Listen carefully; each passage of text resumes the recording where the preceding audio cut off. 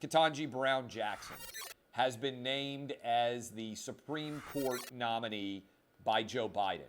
Timing on this, a bit strange. And I say it's a bit strange because it's immediately going to get snowed in by far more serious stories out there.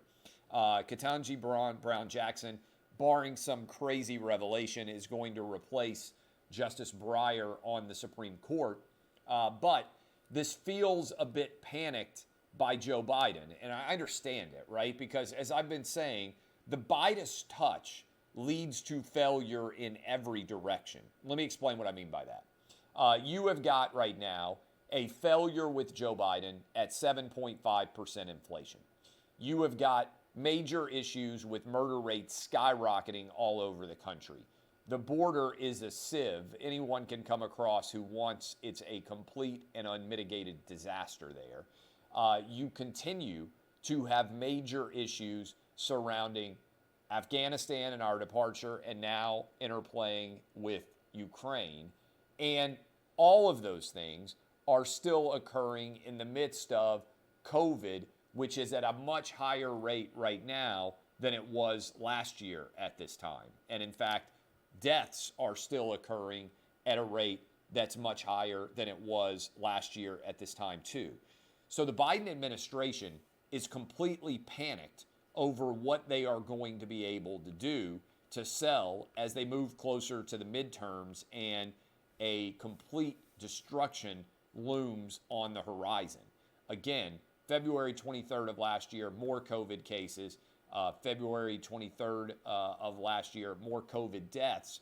And yet the CDC just announced, and look, I'm not begrudging the CDC having made this choice because I do think it's the right choice. They now are effectively ending masks for most people.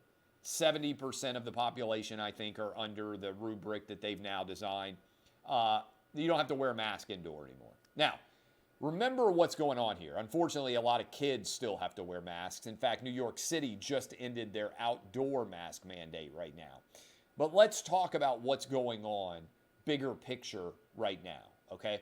You have a situation where when you analyze the COVID universe, you have got no way to defend the science behind masking, no way to defend COVID vaccine mandates. They're basically vanishing. The COVID vaccine mandates are everywhere, and the mask requirements are vanishing.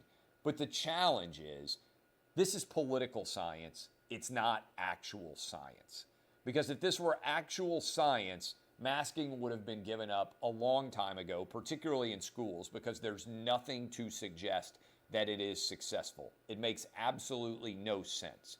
And so as you analyze the CDC decision, recognize that anyone who has a functional brain is pretty much not wearing masks anymore, and that there is no substantial basis under which the CDC is making these decisions. There's no rational analysis to support it. They are just trying to get ahead of the midterm mess. And what I believe is going on is Biden can't sell COVID response. He can't sell inflation. He can't sell the murder rate, crime rate in general, the border, Ukraine, Afghanistan. Basically, everything's a disaster for Biden. So he's announcing a new Supreme Court nominee today, even though we're in the middle of the Ukraine disaster. And he is also making the decision to start to change the COVID storyline so that he can turn, I really do believe this, I believe that he wants to turn the COVID storyline into a bigger picture where he argues success. Now, there's no way to justify success when it comes to this COVID situation. No way at all, okay? But Biden has to figure out something to try to change the narrative from everything he touches failing otherwise. And so I believe what he's going to do is try to change the COVID data and alter everything surrounding COVID and finally say, remember back in July of last year, July 4th, he had that let's declare independence from COVID speech. And then COVID got far worse with Omicron and far worse with Delta during the course of the fall and on into the winter now, which is where we are. They're trying to avoid that by putting new policies in place. But don't mistake what's going on here.